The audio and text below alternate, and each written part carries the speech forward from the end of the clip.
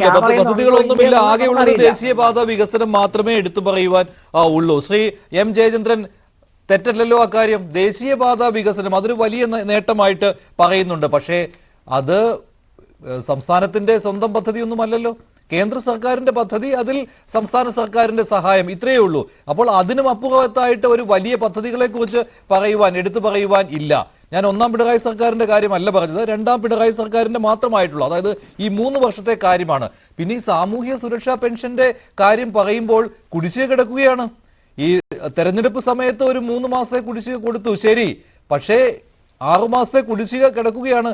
അതിൽ ഓരോ മാസവും അതാത് മാസത്തെ കൊടുത്ത് തീർത്തുകൊണ്ട് 6 മാസത്തെ കുടിശ്ശിക അങ്ങനെ തന്നെ ഇടാനുള്ള ചർച്ചകൾ പോലും നടന്നു. ഇനി അതിനപ്പുറത്തേക്കുള്ള ഒരു തീരുമാനം ഈ കൊടുത്തു തീർക്കുക എന്നുള്ളത് വളരെ ബുദ്ധിമുട്ടുള്ള കാര്യമാണ്. കാരണം അത്ര കണ്ട് സാമ്പത്തിക പ്രതിസന്ധിയിൽ നട്ടം തിരിയുന്ന സമയത്താണ് 4ാം വർഷത്തിലേക്ക് സർക്കാർ കടക്കുന്നത്.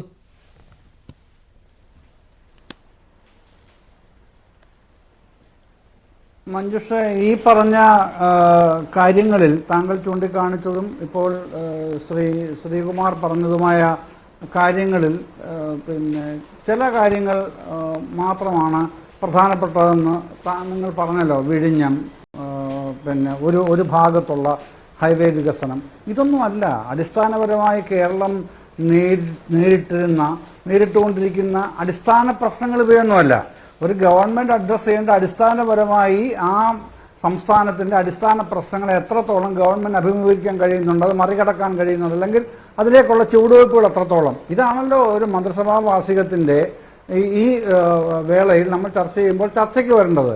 വിഴിഞ്ഞം പദ്ധതിയോ ഹൈവേ വികസനമോ ഒന്നും മാത്രമല്ല അവിടുത്തെ നിരവധിയായ വികസന പദ്ധതികളുടെ ഒരു പിന്നെ തുടക്കവും തുടർച്ചയുമായിട്ടാണ് ഞാനതിനെ കാണുന്നത്. അങ്ങനെ ഇപ്പം പിന്നെ ശ്രീകുമാറിന് അങ്ങനെ വിമർശിക്കാനുള്ള എല്ലാ സ്വാതന്ത്ര്യവും ഉണ്ട്, അത് അദ്ദേഹം ചെയ്തു കൊള്ളട്ടെ. എൻ്റെ അഭിപ്രായം താങ്കൾ ചോദിച്ചതിന് ഞാൻ മറുപടി പറഞ്ഞു. ഞാൻ അങ്ങനെയാണ് കാണുന്നത്. ഇപ്പോൾ പൊതുവിദ്യാഭ്യാസ രംഗമായാലും ശരി, ആശുപത്രികളുടെ കാര്യമായാലും ശരി, പിന്നെ പെൻഷൻ്റെ കുടിശ്ശികയുടെ കാര്യമായാലും ശരി, ഒക്കെ വലിയ വെല്ലുവിളികൾ നേരിട്ടുകൊണ്ടാണ് 2016 ആദ്യ പിണറായി സർക്കാർ വരുന്നത്. അത് കഴിഞ്ഞു 2021 അതിനെ ഒരു പിന്നെ ക്രമബദ്ധമായ ഒരു തീരുമാനം എടുത്തുകൊണ്ടാണ് ഓരോ വർഷം മുമ്പോട്ട് പോകുന്നത്. പക്ഷേ 2016 എവിടെ തുടങ്ങിയോ അവിടെ നിൽക്കുകയാണ്. ഈ ക്ഷേമ പെൻഷന്റെ കാര്യത്തിൽ 2016 തുടങ്ങിയെടുത്ത് നിൽക്കുകയാണ് ഇപ്പോൾ.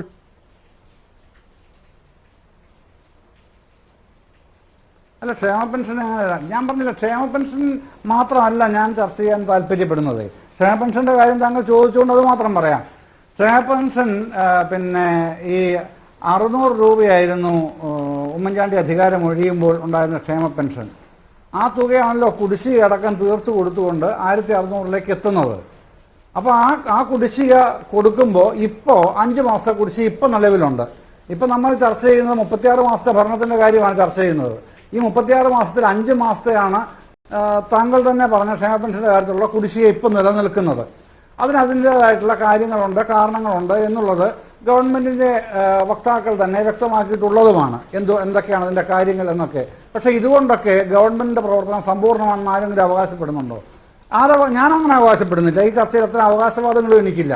പക്ഷേ തങ്ങളുടെ പിന്നെ പരിധികൾക്കകത്തും പരിമിതികൾക്കകത്തും നിന്നുകൊണ്ട് സാധ്യമായ കാര്യങ്ങൾ നന്നായി ചെയ്യാൻ ശ്രമിക്കുന്ന ഒരു ഭരണനിർവഹണ രീതി 2ാം പിണറായി മന്ത്രിസഭ തുടർന്നു വരുന്നു എന്ന തോന്നലുള്ള ഒരു പൗരനാണ് ഞാൻ. അതാണ് ഞാനിവിടെ പറയാൻ ആഗ്രഹിക്കുന്നതും.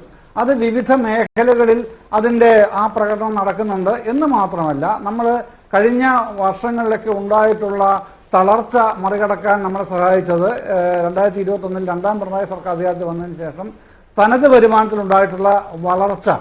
ആ വളർച്ച 2016 പിന്നെ 26% ഇപ്പോൾ 56% തനത് വരുമാനം വളർന്നിട്ടുണ്ട്. തനത് വരുമാനം വളരുക എന്ന് പറഞ്ഞാൽ സ്റ്റേറ്റ് ആണല്ലോ വളരുന്നത്. അതാണല്ലോ അതിൻ്റെ അടിസ്ഥാന മാനകം എന്ന് പറഞ്ഞാൽ അങ്ങനെയാണല്ലോ കാണേണ്ടത്. അത് അങ്ങനെ ആ തനത് വരുമാനത്തിലുള്ള വളർച്ച കൊണ്ട് മറ്റ് പല തളർച്ചകളും വീഴ്ചകളും കേവലമായിട്ട് മറികടക്കാൻ, പൂർണ്ണമായിട്ട് മറികടക്കാനല്ല, കേവലമായി മറികടക്കാൻ സംസ്ഥാന സർക്കാരിനാകുന്നുണ്ട്. അവിടുന്നാണ് പിന്നീട് സുപ്രീം കോടതിയിലേക്കുള്ള ഒരു യാത്ര തന്നെ ഉണ്ടല്ലോ, ഈ കേന്ദ്ര സംസ്ഥാന ബന്ധങ്ങളുടെ ഫെഡറൽ ഘടനയുടെയൊക്കെ വിഷയങ്ങൾ സംബന്ധിച്ച് അടക്കമുള്ളത്. അതിലേക്കൊക്കെ പോകുന്നത് അങ്ങനെയാണ്.